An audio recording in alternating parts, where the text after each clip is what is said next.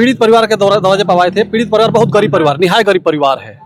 और जिस प्रकार से एसपी साहब का बयान आया है, उसके पास ये परिवार पूरा टूट गया है साहब, न्याय की उम्मीद छोड़ दिया है। समाजवादी पार्टी से एक उम्मीद है कि न्याय दिलवा देगी। आपको क्या लगता है कि आप लोग इस परिवार को न्याय दिलवा पाएंगे? हम लोग आपके साथ हैं, चलो सभी लोग आपके साथ हैं, सभी लोग आपके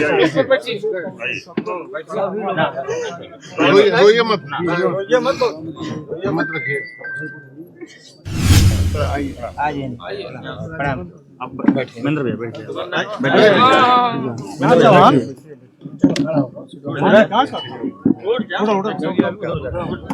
यार हिम्मत करो, पूरी पार्टी आपके साथ है। मत रखिए। जय सांसद महोदय।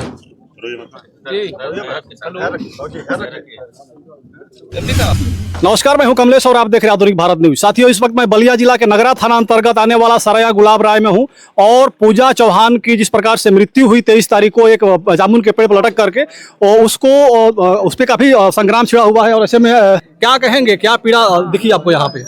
समाजवादी पार्टी हमेशा से पीड़ितों को न्याय दिलाने के लिए लड़ती रही है जी।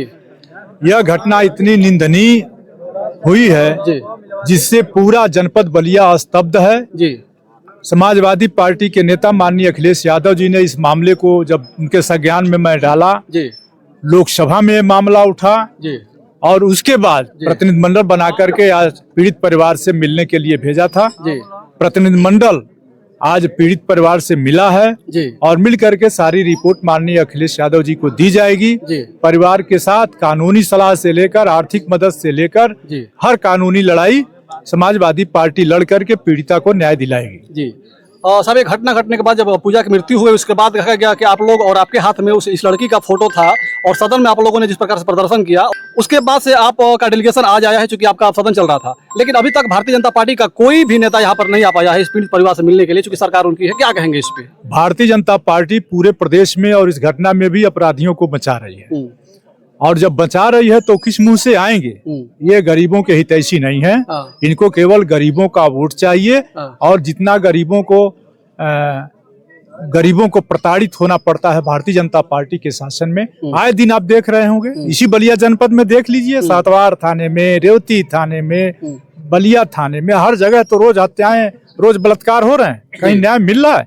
लेकिन अब घटनाओं को दबा करके उत्तर प्रदेश की सरकार घटनाओं को दबा रही है ताकि सरकार की बदनामी न हो। जी। जब तक एसपी का बयान ये नहीं आया था कि ये आत्महत्या है, अभी तक सभी लोग कह रहे थे और एसपी भी कह रहे थे कि हत्या की गई है, सब लोग यही कह रहे थे कि हत्या की गई। लेकिन जब एसपी का बयान आया कि ये हत्या नहीं आत्महत्या की है, उसके बाद भी जो पिछड़े समाज के नेता बनते हैं, जो चौहान समाज का नेता बनते हैं, जैसे ओम प्रकाश राजभर हो गए, संजय निषाद हो गए, संजय चौहान हो गए, ऐसे ऐसे तमाम लोग हैं। लेकिन अभी तक ओम प्रकाश राजभर जो सबसे बड़े पीटीआई का नेता बनते हैं, जो पिछड़े समाज का नेता बनते हैं, अभी तक ना वो आया ना उनका डेलीगेशन आया, चूंकि आप भी राजभर समाज से और वो भी राजभर समाज से है। क्या कहेंगे इस पे? आप इनको नेता मीडिया के लोग बना रहे हैं जी। और अभी ओम प्रकाश राजभर, चाहे दारा सिंह चौहान, चाहे संजय निषाद, अभी भारतीय जनता पार्टी में न रहे तो उनको कोई मीडिया वाला पूछेगा नहीं। ये समाज के सौदागर हैं, अपने अपने समाज के सौदागर हैं।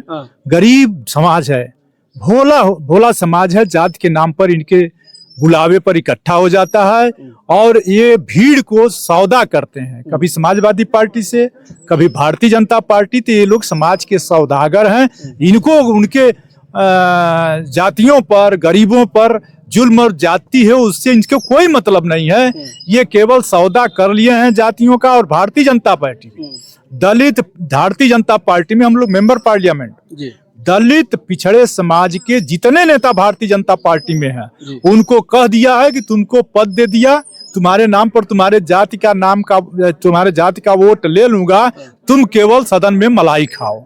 चाहे मंत्री बन के मलाई खाओ, चाहे एमएलए बन के मलाई खाओ और चाहे मंत्री बन के मलाई खाओ, तुम लोग मलाई खाओ।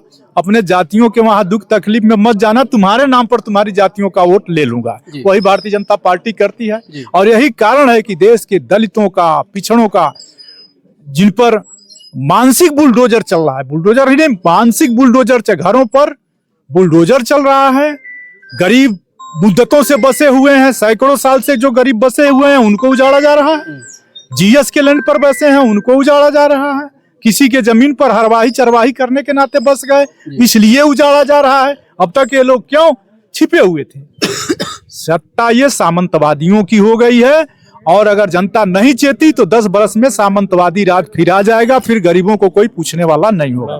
एक मसला, पीड़ित परिवार के दरवाजे पर आए थे। पीड़ित परिवार बहुत गरीब परिवार, निहाय गरीब परिवार है, और जिस प्रकार से एसपी साहब का बयान आया है उसके पास ये परिवार पूरा टूट गया है साहब, न्याय की उम्मीद छोड़ दिया है। समाजवादी पार्टी से एक उम्मीद है कि न्याय दिलवा देगी। आपको क्या लगता है कि आप लोग इस परिवार को न्याय दिलवा पाएंगे? वंचितों की भागीदारी जी, और वंचितों की आवाज समाजवादी पार्टी बन चुकी है। समाजवादी पार्टी का एक एक कार्यकर्ता इस परिवार के साथ है, उसे आर्थिक मदद भी की जाएगी राष्ट्रीय अध्यक्ष जी की तरफ से, और कानूनी मदद जो भी मदद करना होगा वो की जाएगी। ठीक है। ये रमाशंकर विद्यार्थी जी हैं, सलेमपुर लोकसभा के सांसद हैं समाजवादी पार्टी के, और जिस दिन ये घटना घटी उसके बाद रमाशंकर विद्यार्थी को देखा गया कि इस लड़की का फोटो लेकर के सदन के बाहर कहीं ना कहीं प्रदर्शन लोग किए, और इस मामला को हाईलाइट करे, पूरे देश का मामला बना करके, बड़ा मुद्दा बना करके और प्रदर्शित किए। लेकिन उसके बावजूद भी जिस प्रकार से एसपी का बयान आया उससे कहीं ना कहीं पूरे समाज में ऐसा लगा कि अब किसी गरीब परिवार को ऊपर अगर किसी प्रकार का अन्याय हो तो उसको न्याय नहीं मिल सकता है। न्याय की उम्मीद छोड़ दिया है जो गरीब परिवार है, जो शोषित परिवार है, जो वंचित परिवार है। लेकिन एक बार समाजवादी पार्टी का डेलीगेशन आ जाया और रमाशंकर विद्यार्थी और सनातन पांडे, संग्राम सिंह यादव, रामगोविंद चौधरी, तो कहीं ना कहीं एक इनके आने के बाद इस परिवार को उम्मीद जगी है कि हमारे परिवार को और हमारी जो बेटी है उसके प्रति जो न्याय हुआ है उसको न्याय मिलेगा। देखना है कि आगे होता क्या है, कि इस बेटी पूजा चौहान को न्याय मिल पाता है या नहीं मिल पाता है। बाकी आपकी राय क्या होगी हमारी कमेंट बॉक्स में अपनी प्रतिक्रिया जरूर डालिएगा। वीडियो खत्म करना चाहेंगे। जय हिंद, जय भारत।